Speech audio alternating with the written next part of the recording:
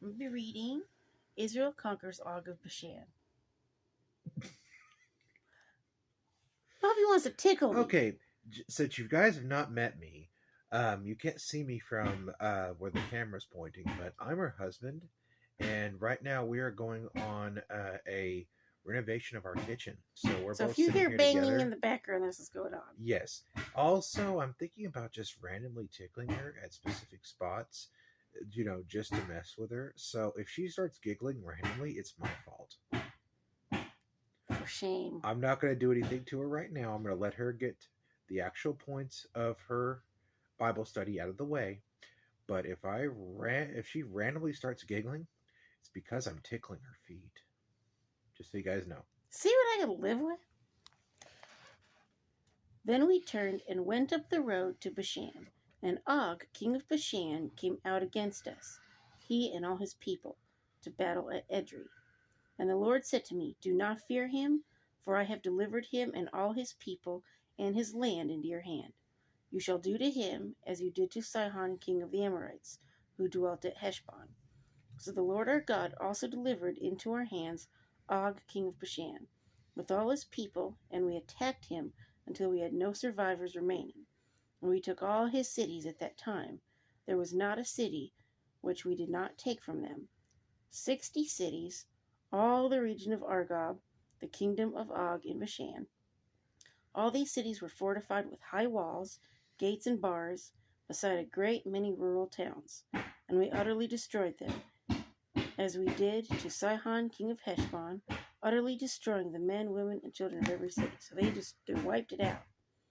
But all the livestock and the spoil of the cities we took as booty for ourselves. Do you take booty? Sometimes. That don't sound good. That's not what I meant, but... And at that time we took the land from the hand of the 2 kings of the Amorites, who were on this side of the Jordan, from the river Arnon to Mount Hermon. The Sidonians call Hermon Siron, and the Amorites call it Sinir. All the cities of the plain, all Gilead, and all Bashan, as far as Salcah and Edrei, cities of the kingdom of Og in Bashan. For only Og, king of Bashan, remained of the remnant of the giants. Indeed, his bedstead was an iron bedstead. Now he's trying to tickle my feet. It is not in Rabbah of the people of Ammon. 9 cubits is its length, and 4 cubits its width, according to the standard cubit. And this land which we possessed at the time, from Aroer, which is by the river Arnon, and half the mountains of Gilead and its cities, I gave it to the Reubenites and the Gadites.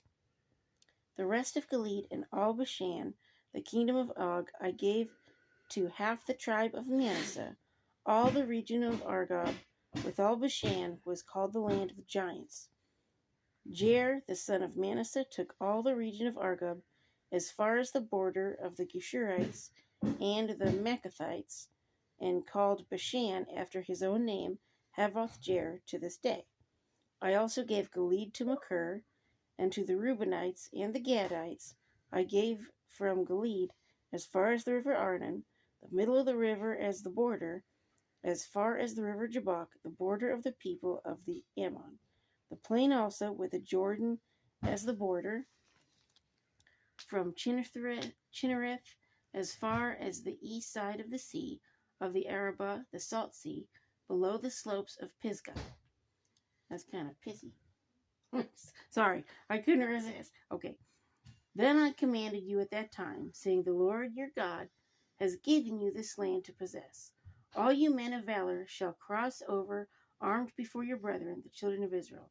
But your wives, your little ones, and your livestock, I know that you have much livestock, shall stay in your cities which I have given you, until the Lord has given rest to your brethren as to you. They also possess the land which the Lord your God is giving them beyond the Jordan. Then each of you may return to his possession I have given you. Micah Meeks! And I commanded Joshua at that time, saying, Your eyes have seen all that the Lord your God has done to these 2 kings. So will the Lord do to all the kingdoms through which you pass.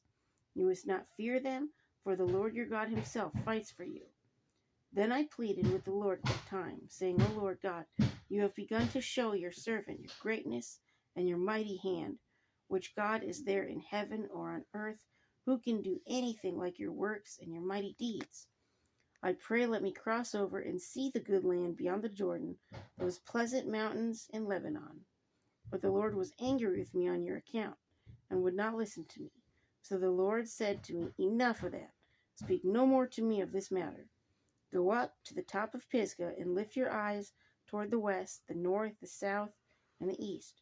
Behold it with your eyes, for you shall not cross over this Jordan.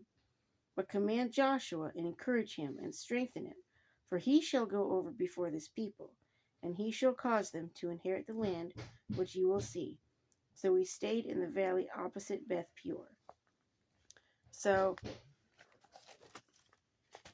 Moses didn't get to go over to the promised land, but his successor Joshua took them over. Now remember, at the waters of Meribah, do you remember what happened at the waters of Meribah? I'm going to let you say it. Okay, so the waters of Meribah, God told Moses to speak to the rock and water will come out. And he didn't. He whacked it with the stick. So he didn't really show true faith. Sometimes you have to whack it. Because if you don't whack things, they won't learn its lesson. What the heck? I just wanted to come up with something random, everybody, just to make everyone laugh. I'll whack you. I'm just joking. I just want to add a little bit of comedy to this. I kind of like your commentary in the videos.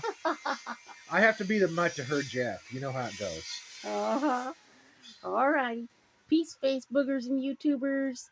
Have a great day. Happy spring break.